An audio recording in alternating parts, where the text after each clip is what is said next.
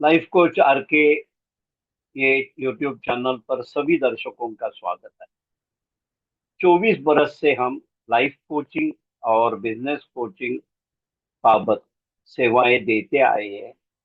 ऐसे ही life coaching के बारे में आज हम एक नया विषय लेकर आए हैं, वो यानी दासबोध की सीख।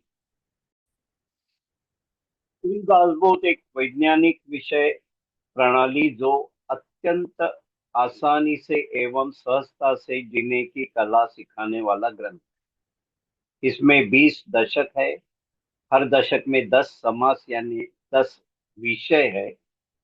समय की पाबंदी ध्यान में रख के हम 5 विषय एक विभाग में लेंगे। ऐसे 40 विभाग बहुत आसानी से दासबोध आपके सामने प्रस्तुत होने वाला है। 40 विभाग होने के बाद हर विभाग के नीचे डिस्क्रिप्शन में सभी 40 विभागों का विश्लेषण आपको मिल जाएगा।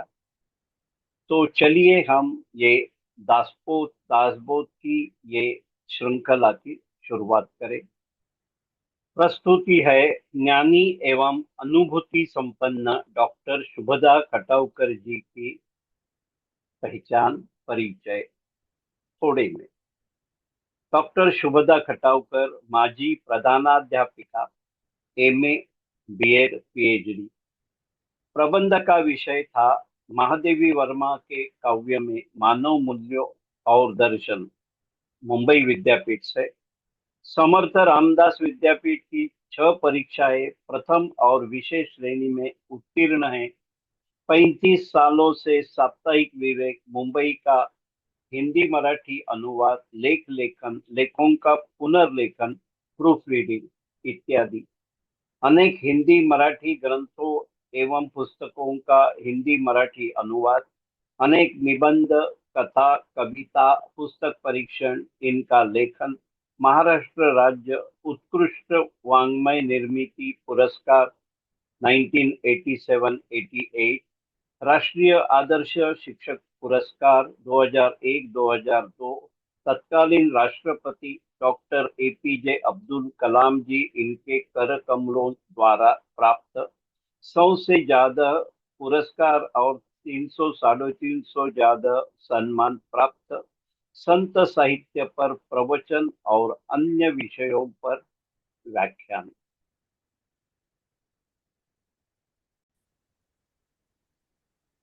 सम्माननीय शुभदा जी खटावकर, लाइफ कोच आर के ये यूट्यूब चैनल पर जो दासबोध की सीख ये श्रृंखला हमारी लगातार चालू है। आज के ये श्रृंखला में फिर से आपका स्वागत है। सभी श्रावकों के लिए आज का विषय हम बताएंगे।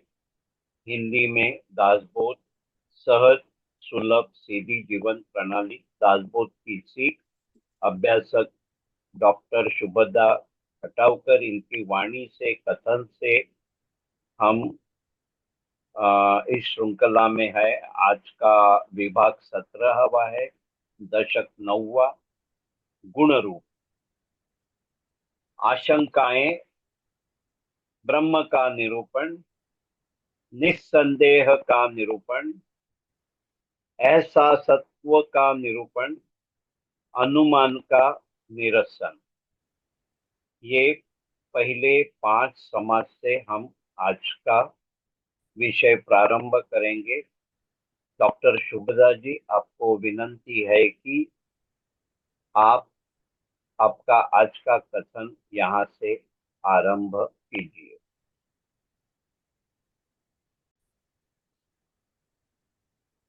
जय जय रघुवीर समर्थ। श्री राम श्री राम श्री राम। सभी दर्शकों, श्रोताओं, पाठकों, अभ्यासकों, दासबोध पर स्नेह रखने वाले सभी रसिकों का मैं तहे दिल से अभिवादन करती हूँ। आज हम दशक नौवा इसका अध्ययन करने जा रहे हैं। इसके प्रास्ताविक में श्री समर्थ ने गुण रूप की संज्ञा देकर जो वक्तव्य किया है, जो कथन किया है, उसका अध्ययन करना नितांत जरूरी है। वे कहते हैं कि मनुष्य का मूल स्वभाव ज्ञानी होने के कारण वह अपने अज्ञान को मिटाने के लिए हर तरह की कोशिशें निरंतर करता रहता है, परंतु वह जिस राह पर चलता है वह राह गलत होने के कारण उसे दृश्य विश्व पर ही सत्यता लगती है, और यह तो उसका निरा अज्ञान होने के कारण उसे जरा सी भी संतुष्टि या शांति प्राप्त नहीं होती है। श्री समर्थ यहाँ पर बड़े अनुरोध के साथ यह बता रहे हैं कि ज्ञान का केंद्र स्थान तो अदृश्य में है, अर्थात सूक्ष्म में है। इस विश्व की धारणा एवं पोषण करने वाली वस्तु तो परमात्मा स्वरूपी होकर वह अदृश्य और जिसे सद्वस्तु कहा जाता है वह है। उसका स्वरूप ज्ञानमय है। उसके ज्ञान से समुचय अज्ञान की नष्टता हो जाती है और सच्चा संतोष प्राप्त होता है। वस्तुतः वह चीज अतीन्द्रिय होने के कारण उसका बयान करते समय ये बताना पड़ता है कि वह दृश्य जगत के समान बिल्कुल नहीं है। पर ब्रह्म की हस्ती और उसका अस्तित्व के वर्णन का वर्णन जो करता है वह इस दशक का शुभारंभ है। अर्थात कोई भी ज्ञान वस्तुतः एहसास से परिपूर्ण होता है। एहसास की हस्ती चारों ओर विद्यमान है। वह पिंड और ब्रह्मांड दोनों में भी ठीक उसी स्वरूप में व्याप्त रहती है। अतः आत्मज्ञान के बाद उससे ही ब्रह्म ज्ञान का प्रगटीकरण होता है। आत्मज्ञान की प्राप्ति होने के लिए एहसास के साथ अनन्य होना पड़ता है, परंतु हमारी इच्छा आकांक्षा इस कार्य में बाधा बन जाती है। इसलिए अपनी इच्छाओं वृत्तियों को विशाल करना, व्यापक विस्तृत करना अत्यंतिक महत्वपूर्ण कार्य की सिद्धि हमें करनी है। ऐसी अत्यंतिक महत्वपूर्ण बात श्री समर्थ हमें यहाँ सूचित करते हैं। उनका ज्ञान को जानने की अच्युत क्षमता एवं शक्ति पर गहरा विश्वास है। अतः आवश्यकता है कि मनुष्य उसे समझ ले और अपने में गुणवर्धन करते रहे, जिसके परिणाम स्वरूप उसका सौभाग्य उसके पीछे अपने आप आएगा। उसकी प्राप्ति के लिए मनुष्य को किसी भी प्रकार की कोशिश नहीं करनी पड़ेगी, ये विश्वास समर्थ हमें दिलाते हैं। अतः हमें चाहिए कि हम अपने अवगुणों का त्याग करें और सद्गुणों की संगति में निरंतर आचरित रहे। यही इस समाज की अत्यंत मौलिक सीख है। इसकी पूर्ति करने के लिए हमें इस समाज का अत्यंत गहरा अध्ययन जरूरी है, और जिसके कारण हम ज्ञान की प्राप्ति कर सकते हैं। इसलिए हम इस ज्ञान को, इस सीख को लेकर 90 दशक के पहले समास की ओर मुड़ते हैं, जिसका शीर्षक है आशंकावान।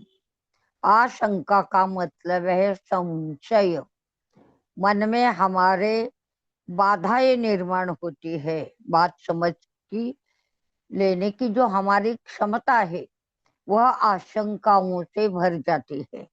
मन, आत्मा और शक्ति जो शरीर है, इनका जो सम्मिलन है उसका मतलब है मनुष्य।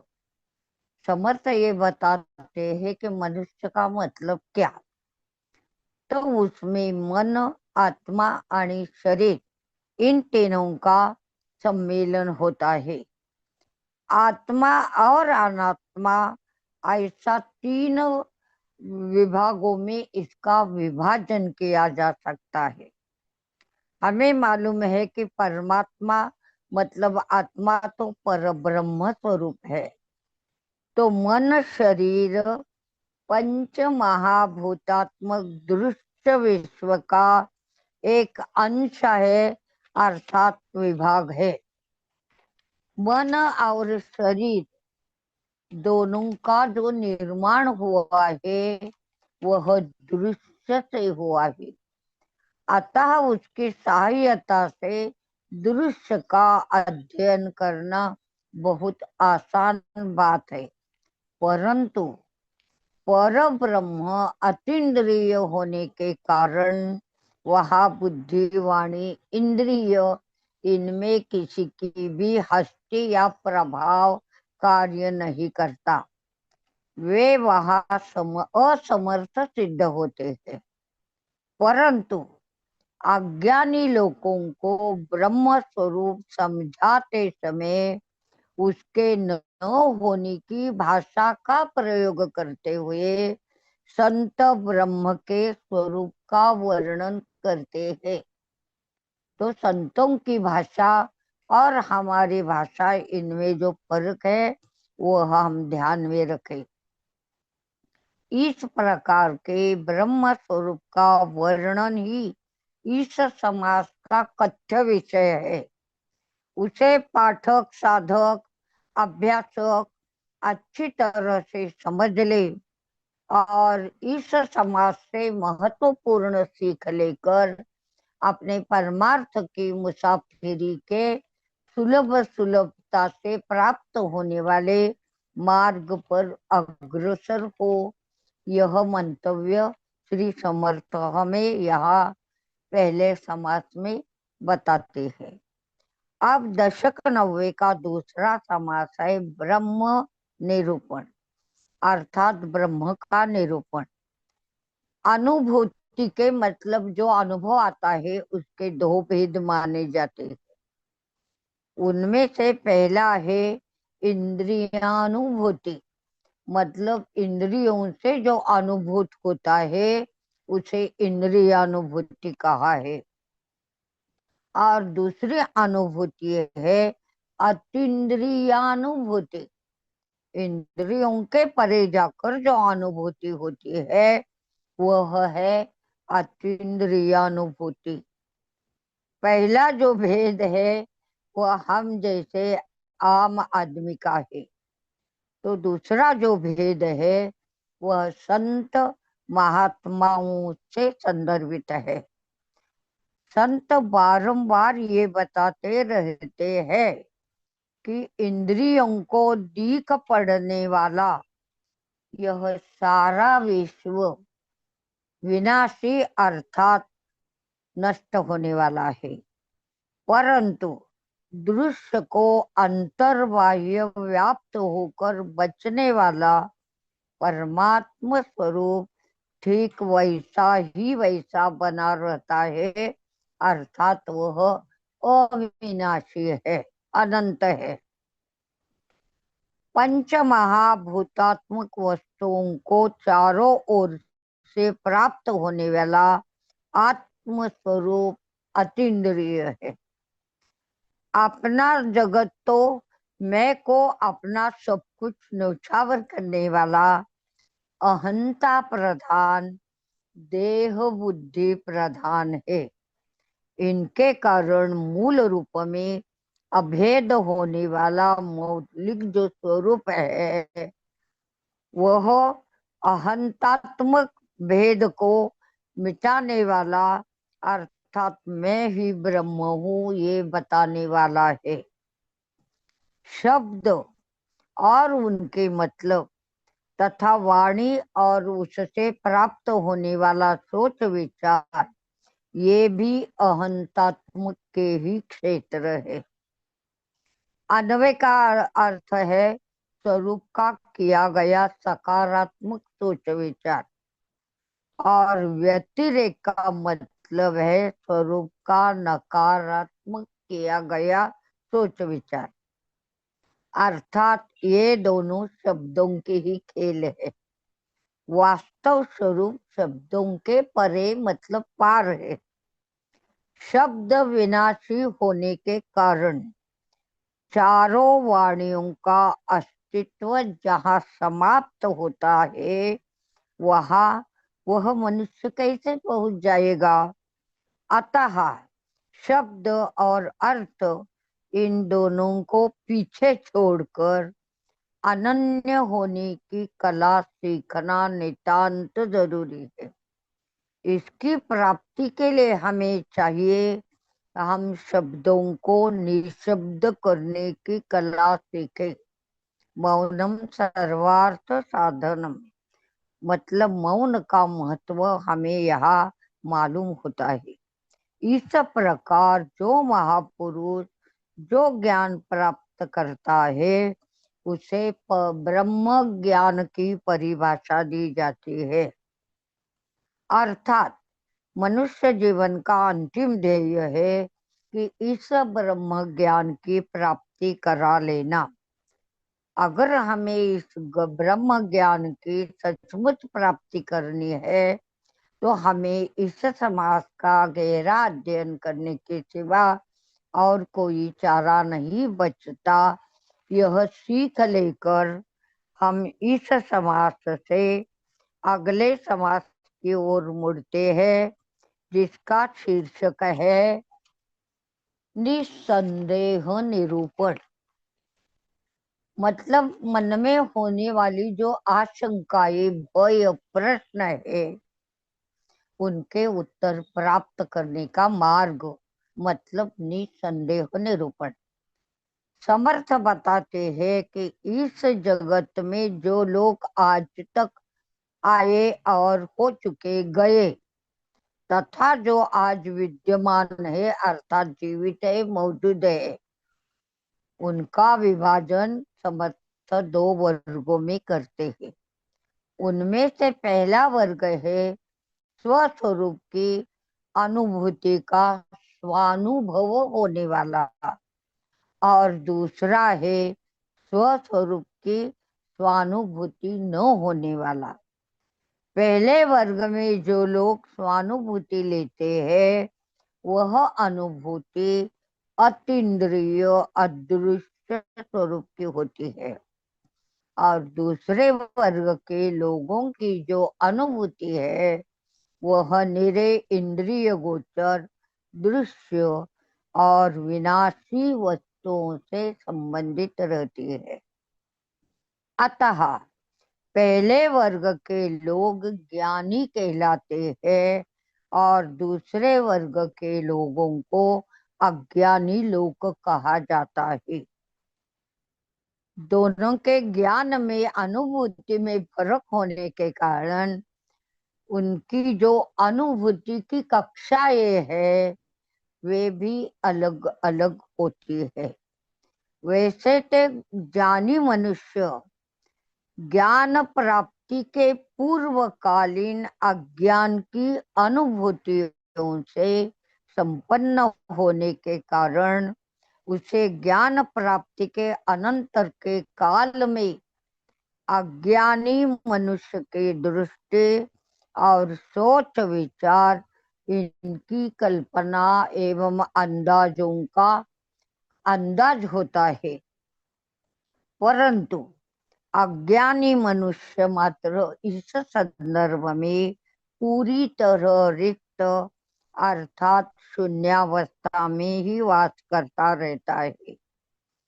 ज्ञानी मनुष्य आत्मा के साथ पूरी तरह तादात्म्य एक रूपता प्राप्त कर लेता है, तो अज्ञानी मनुष्य देह से तदाकारता प्राप्त कर लेता है। ज्ञानी पुरुष अज्ञानी पुरुष की भाषा, सोच विचार बड़ी सहजता से समझ लेता है।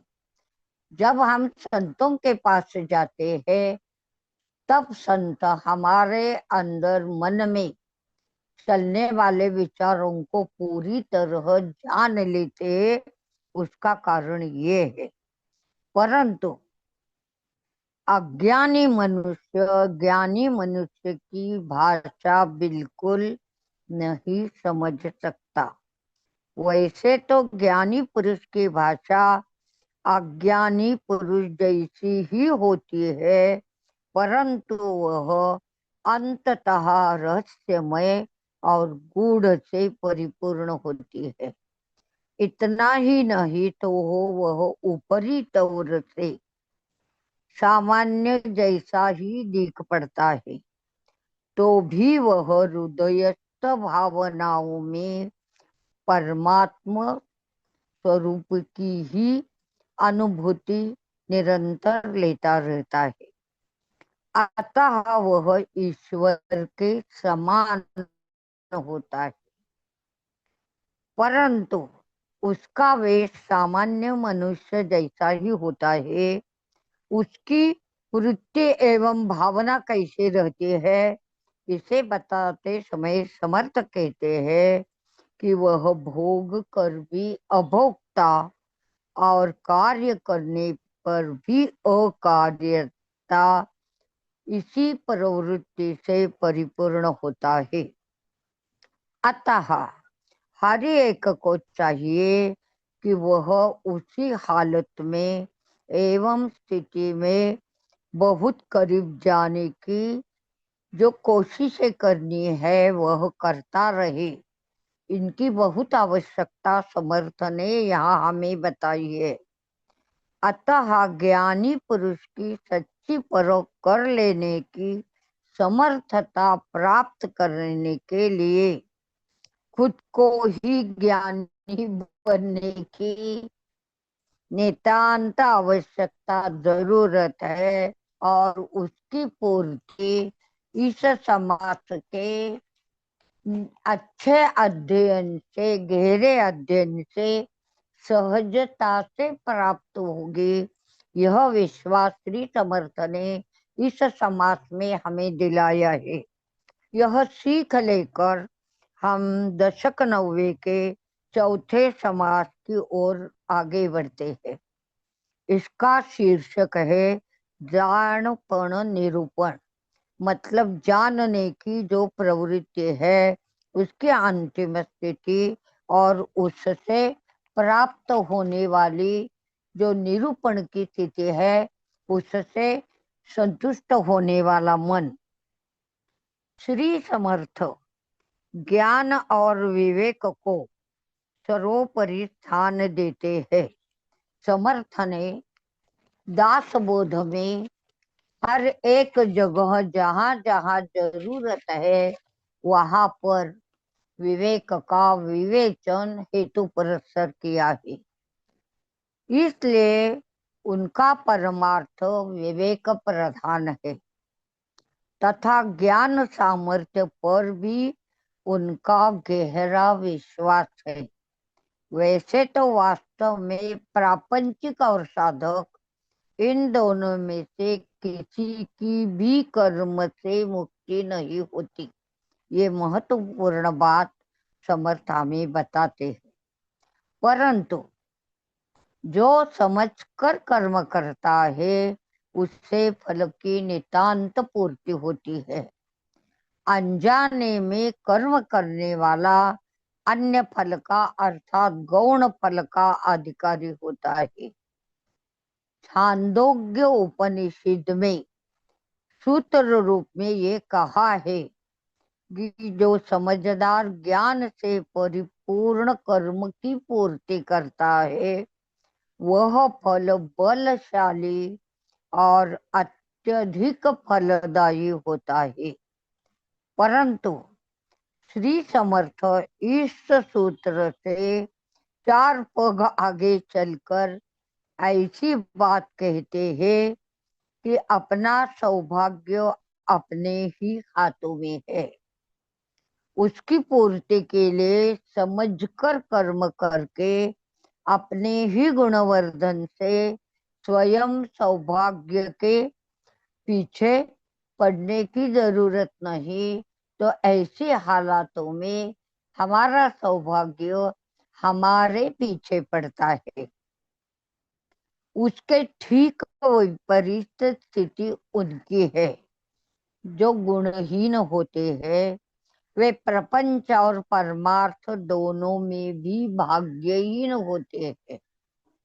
इसीलिए हर एक को चाहिए कोई वह इस समाज का अत्यंत समग्रता से मर्म रूप से उसे जान लेकर उसका अध्ययन करे और प्रपंच और परमार्थ इन दोनों स्थानों पर अग्र स्थान प्राप्त करे। समझकर आचरण करने की और अपने जीवन को ईश्वरमय बनाने की ये जो कृपा है, इस कृपा से कृपांकित होने के लिए, उस सद्वस्तु की प्राप्ति होने के लिए हर एक को चाहिए कि वह इस समाज का सहे ढंग से, तहे दिल से, मन पूर्वक अध्ययन करे। इसीलिए ये समाज साधकों के लिए अत्यंतिक महत्वपूर्ण एवं मार्गदर्शक है। यह सीख लेकर हम आज के दशक 90 के 5वें समाज की ओर, मतलब समापन के समाज के ओर मुड़ते हैं। इसका जो शीर्षक है वह है अनुमान निरसन। अनुमान का मतलब हम जो सारांश निकलते हैं उसका निरसन किस तरह किया जाए और करना चाहिए, इसका मार्गदर्शन। जो पिंड में वास्तव करता है वह ब्रह्मांड में वास्तव करता है। यह सिद्धांत अद्वैत वेदांत में और उस जैसे जो अनेकों दर्शन हमारे संस्कृति में मौजूद है उनमें ये सिद्धांत प्रमाण माना जाता है। प्रमाण माना जाता है अर्थात श्रेष्ठ माना जाता है। इस सिद्धांत के भी 2 अर्थ समर्थ यहाँ हमें बताते हैं।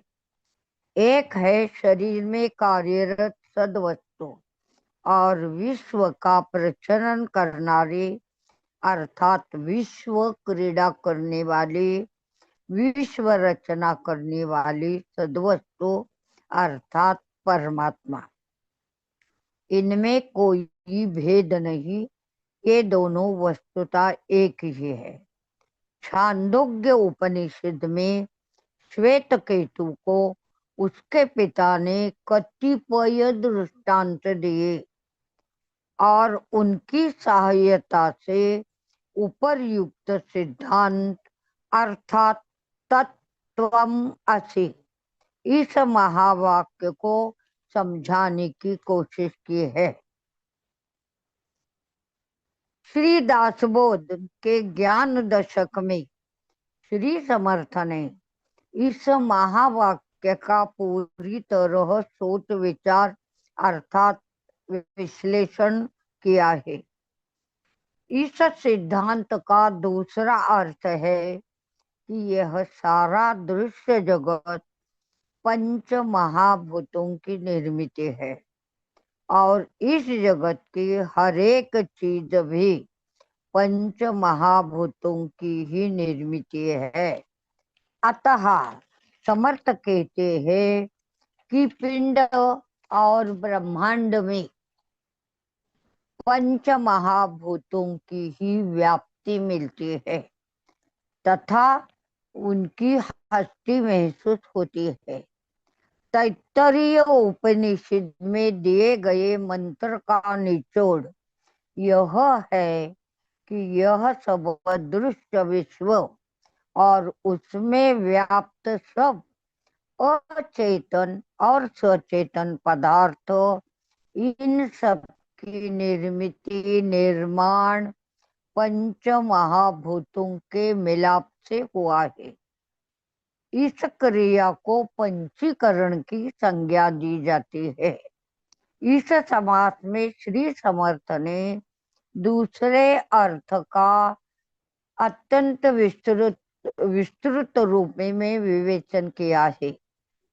उसे अच्छी तरह समझ लेने के लिए इस समास का गहरा अध्ययन करना, बारीकी से उसे समझ लेना, अनंतर उसका मनन, जो क्या चिंतन है, वह सब करके हमें परमार्थ के मार्ग पर अग्रसर होने का जो सौभाग्य मिलेगा, उसे प्राप्त करने के लिए हम इस तरह से इस प्रवास में, मुसाफिरी में आगे आगे बढ़ रहे हैं।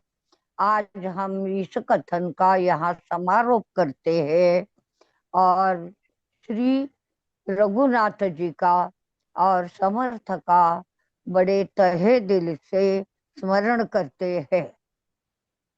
जय जय रघुवीर समर्थ श्री राम, श्री राम, श्री राम। डॉक्टर शुभदा जी, आपको मेरा नमन है। आपका दासबोध ग्रंथ का अखंड ज्ञान और उसे संक्षिप्त करके हम तक पहुंचाने का प्रयास बहुमूल्य है। हम सभी आपके बहुत आभारी हैं। आपने सरलता से किए हुए कथन का लाभ सभी श्रावक अवश्य लेंगे, यह मेरा विश्वास है। सभी दर्शकों को विनती है कि यह सीख आपके परिवार के और परिचय के सभी सदस्यों तक पहुंचाए। डॉक्टर शुभदा जी, आपके ये बहुमूल्य ज्ञान और अमूल्य समय के लिए मैं आपका बहुत आभारी हूँ। वैसे ही सभी दर्शकों का भी मैं बहुत आभारी हूँ। और आज की ये श्रृंखला में हम यहाँ रजा लेते हैं।